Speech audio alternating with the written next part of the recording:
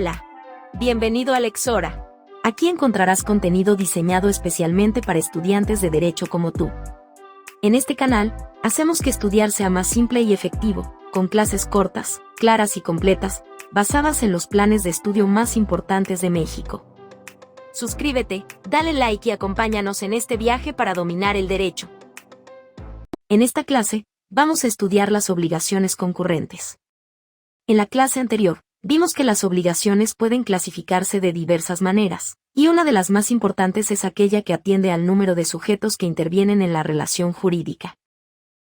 Cuando la obligación tiene como protagonistas a un solo acreedor y a un solo deudor, se trata de una obligación unipersonal. Este tipo de obligaciones son las más comunes, pues en ellas la relación se establece de manera directa, entre quien debe cumplir la prestación y quien tiene el derecho de exigirla. Sin embargo, en muchos casos la estructura de la obligación es más compleja debido a la intervención de múltiples sujetos, lo que da origen a las obligaciones pluripersonales.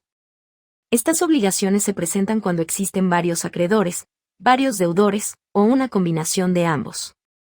Estas obligaciones, a su vez, pueden clasificarse según la forma en que se distribuye la responsabilidad entre los sujetos obligados.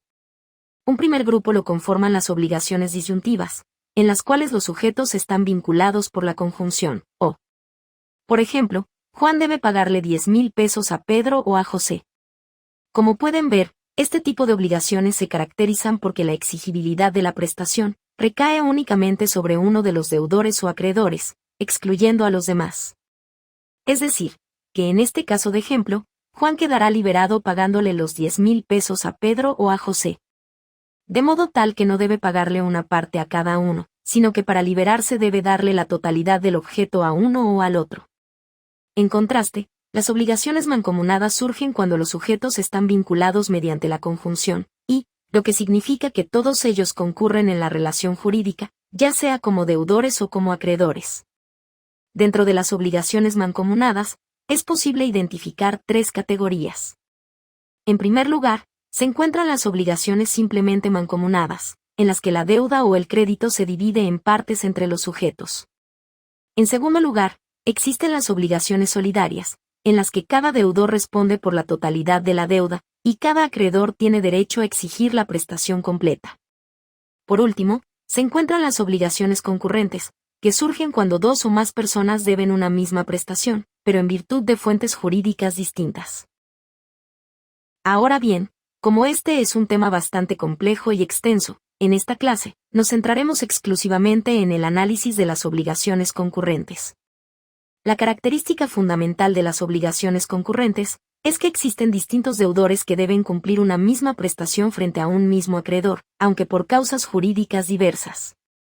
A diferencia de la obligación solidaria, donde cada deudor es responsable de la totalidad de la deuda en virtud de un acuerdo expreso o una disposición legal, en las obligaciones concurrentes los distintos deudores responden de manera individual, cada uno por la misma prestación, pero derivada de fuentes jurídicas independientes. Este tipo de obligación cobra especial relevancia en situaciones donde múltiples sujetos están obligados a satisfacer un mismo crédito debido a distintos fundamentos jurídicos. Es decir, la coexistencia de varias fuentes de obligación genera un mismo objetivo final, el cumplimiento de una prestación a favor de un único acreedor. En términos más simples, las obligaciones concurrentes se presentan cuando varias personas deben realizar la misma prestación en favor de un mismo acreedor, pero la causa que origina esa obligación es distinta para cada una de ellas. Para comprender mejor esta figura, es importante identificar sus elementos principales. En primer lugar, la identidad de acreedor implica que existe un solo sujeto que tiene derecho a exigir el cumplimiento de la prestación. En segundo lugar, la identidad de objeto significa que la prestación debida es la misma para todos los deudores, sin que se divida ni fraccione. En tercer lugar, la diversidad de deudores establece que hay distintos sujetos que deben cumplir con la prestación, aunque sin responder en conjunto ni asumir responsabilidad por los demás. Finalmente, la diversidad de causa-fuente implica que cada deudor se encuentra obligado por una razón jurídica distinta, lo que diferencia a las obligaciones concurrentes de otras figuras como la solidaridad o la mancomunidad simple. Para comprender mejor cómo operan las obligaciones concurrentes, analicemos un ejemplo en el que distintos deudores deben cumplir con la misma prestación, pero por razones jurídicas distintas. Imaginemos que un incendio destruye por completo una casa. Tras una investigación, se determina que el siniestro se originó debido a dos factores distintos.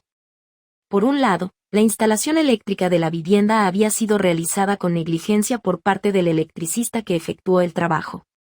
Por otro lado, el arrendatario que ocupaba la casa incumplió con sus obligaciones al utilizar indebidamente las instalaciones, lo que agravó la situación y contribuyó al incendio. En este caso, el propietario del inmueble tiene derecho a reclamar la indemnización por los daños sufridos tanto al electricista como al arrendatario, aunque cada uno se encuentra obligado a responder por razones jurídicas distintas. El electricista deberá asumir su responsabilidad por el daño en virtud del contrato de obra que celebró con el propietario para realizar la instalación eléctrica. Dado que cometió negligencia en la ejecución de su trabajo, incumplió con sus obligaciones contractuales, y por lo tanto, debe indemnizar los daños causados. Su responsabilidad se basa en el incumplimiento de un contrato, y en este sentido, se trata de una obligación de naturaleza contractual. Por otro lado, el arrendatario también debe responder por los daños, pero su obligación surge de una fuente distinta. Como locatario del inmueble, tenía la obligación de usarlo de manera diligente y conforme a lo pactado en el contrato de arrendamiento. Si su conducta negligente contribuyó al incendio, está incumpliendo con su deber de cuidado y conservación del bien arrendado, por lo que deberá asumir las consecuencias. En este caso, la obligación de indemnizar los daños deriva de su relación jurídica como arrendatario, estableciendo así una responsabilidad que, aunque no es idéntica a la del electricista, tiene el mismo efecto en cuanto a la prestación debida. Además de estos dos responsables, podría existir un tercer obligado, la empresa aseguradora. Si el propietario del inmueble contrató un seguro contra incendios, tiene derecho a exigir la indemnización correspondiente a la compañía de seguros, en virtud de la póliza que garantiza la cobertura de daños en casos como este. Sin embargo, la aseguradora no responde por negligencia o incumplimiento, sino por el contrato de seguro que ha celebrado con el propietario. En este caso, la obligación de pagar la indemnización surge de una causa jurídica completamente distinta, pero al final tiene el mismo objeto: cubrir los daños ocasionados por el incendio. Este ejemplo ilustra con claridad cómo en las obligaciones concurrentes, pueden existir distintos deudores que deben cumplir con la misma prestación, aunque cada uno se encuentre obligado por una fuente jurídica diferente. A diferencia de las obligaciones solidarias, en las que un solo deudor podría ser compelido al pago total, aquí cada sujeto responde individualmente por su propio vínculo jurídico, aunque todos concurran en la obligación de indemnizar al acreedor por el mismo daño. Ahora bien, debemos destacar que en las obligaciones concurrentes, uno de los efectos más relevantes es el impacto del pago en la extinción de la obligación. A diferencia de otras figuras, donde cada deudor responde por una porción determinada, en las obligaciones concurrentes el cumplimiento por parte de cualquiera de los obligados extingue la obligación para todos. Esto se debe a que, aunque la deuda tenga múltiples fuentes jurídicas, el crédito es único, y el acreedor solo puede exigir el pago una vez. Esto significa que si uno de los deudores realiza el pago total, el acreedor ya no podrá dirigirse contra los demás para reclamar nuevamente la misma prestación. La obligación se considera satisfecha en su totalidad, y los demás deudores quedan automáticamente liberados, sin necesidad de realizar pagos adicionales. Sin embargo, el deudor que haya efectuado el pago no tiene por qué asumir toda la carga económica en solitario. Si existe un derecho de reembolso, podrá reclamar a los otros deudores la parte que les corresponda según su grado de responsabilidad. En estos casos, el pago de la deuda no significa que los demás deudores queden completamente exonerados de toda consecuencia, sino que el peso de la obligación se traslada a una relación interna entre ellos. Para finalizar esta clase, vamos a ver algunas aplicaciones prácticas de las obligaciones concurrentes. Las obligaciones concurrentes encuentran aplicación en diversos ámbitos del derecho, particularmente en materia de responsabilidad civil y en el cumplimiento de contratos.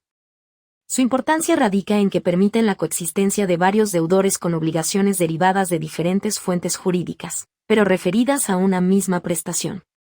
Uno de los principales escenarios donde se presentan las obligaciones concurrentes es en la responsabilidad civil derivada de hechos ilícitos. En estos casos, un mismo daño puede tener múltiples causantes, cada uno con una responsabilidad independiente.